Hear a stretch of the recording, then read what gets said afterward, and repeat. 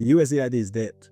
Long live USAID. Because apparently, even though US President Donald Trump has successfully gotten 90% of USAID's budget, the other heads on the US foreign aid hydra are still very much alive. Nothing in the streets is like a story that emerged yesterday in Nigeria, where the US Embassy is apparently sponsoring a program to teach 120 journalists, social media influencers, and civic actors about AI-enhanced aligned influence and misinformation. And once you hear those buzzwords, you know what this is really about. Russians. According to the initial announcement made in December 2024, the program apparently seeks to reduce the dissemination and impact of AI-enhanced misinformation in Nigeria by promoting media literacy and responsible information sharing among its citizens. And what that means in English is take 120 young Nigerians who have social currency and loud voices and teach them to become mechanical monkeys trained to spot content and information that the US government does not approve of and label it misinformation. The dead people away was the mention of last year's End Bad Governance in Nigeria protest as the program's case study for misinformation.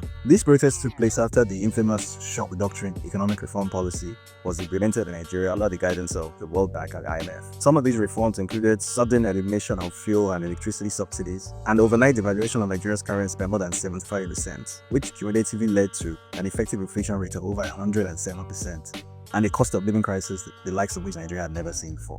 Rather than acknowledge that the Nigerian government's decision to implement disastrous advice from American financial institutions had decimated Nigeria's economy and caused civil unrest, the US government blamed the nationwide disturbance on, because why not? It's the trick that they love fears. Now, according to this program sponsored by the US Embassy in Abuja, the entire story behind these protests was to be effectively rewritten to make them a case study aligned influence as against an organic reaction to American disaster characters. Now, interestingly, when I flagged this up on Twitter, the hyperlink in the first paragraph of the story, which contained the information about the case study I just mentioned, mysteriously vanished. Almost as if someone did not want people to see this information now that I was drawing attention to it. Also, just as curiously, the hyperlink to the list of 120 journalists, social media influencers, and civic actors selected to take part in this program also mysteriously went yet.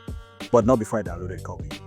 You will. Now, why this story is important is that it demonstrates two things. First of all, it is a real-time example of how the US government uses foreign aid and the global non-profit industry to provide a narrative astroturf for exploitative US foreign policy, using purportedly independent journalists and social media influencers who for the most part don't even realize that they're being used. None of the people of this list realizes that they've just been recruited into an American core intelligence operation that seeks to direct the attention of Nigerians away from where their economic problems are actually coming from, that is powerful political and financial institutions in Washington, and onto an imaginary plot to take over the world by distributing Russian flags to school children.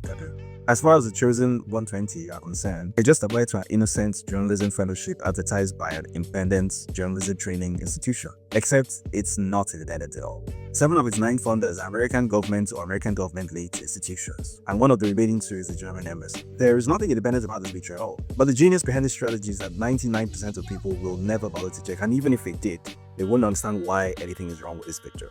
Everything is hidden in plain sight, which is the best place to hide anything. The second reason this story is important is that it illustrates that regardless of how much Donald Trump claims to be taking a chainsaw into the so-called deep state swamp, when it comes to foreign interference in Africa and the global south, there remain multiple habits, programs, events, and influences that are so deeply entrenched at all levels of the US government and other Western governments that to strike a blow at them would be to strike a blow at the heart of these governments themselves. Which means that for those of us who live in the global south, our assignment remains the same: to save ourselves from foreign domination by any means necessary. Because clearly, Donald Trump and Elon Musk are not going to save us. But at least it was a nice dream while it lasted.